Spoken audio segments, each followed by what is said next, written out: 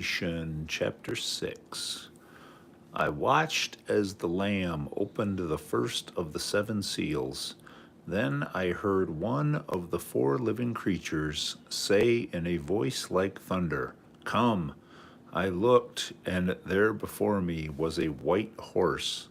Its rider held a bow, and he was given a crown, and he rode out as a conqueror bent on conquest.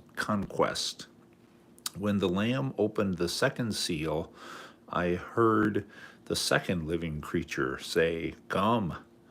Then another horse came out, a fiery red one. Its rider was given power to take peace from the earth and to make men slay each other. To him was given a large sword. When the Lamb opened the third seal, I heard the third living creature say, "Come." I looked, and there before me was a black horse. Its rider was holding a pair of scales in its hand.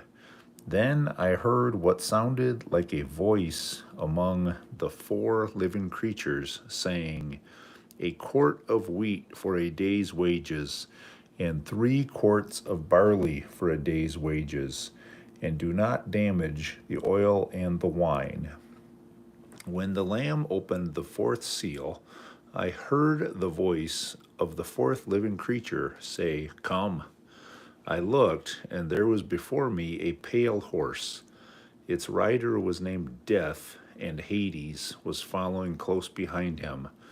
They were given power over a fourth of the earth to kill by sword, famine, and plague, and by the wild beasts of the earth.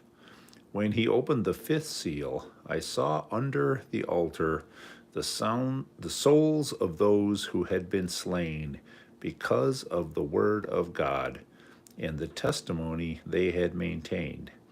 They called out in a loud voice, "How long, sovereign Lord, holy and true, until you judge the inhabitants of the earth and avenge our blood?" Then each of them was given a white robe, and they were told to wait a little longer until the number of their fellow servants and brothers who were to be killed as they had been was completed. I watched as he opened the sixth seal.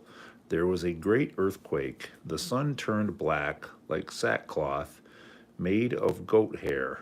The whole moon turned blood red, and the stars in the sky fell to earth as late figs drop from a fig tree when shaken by a strong wind.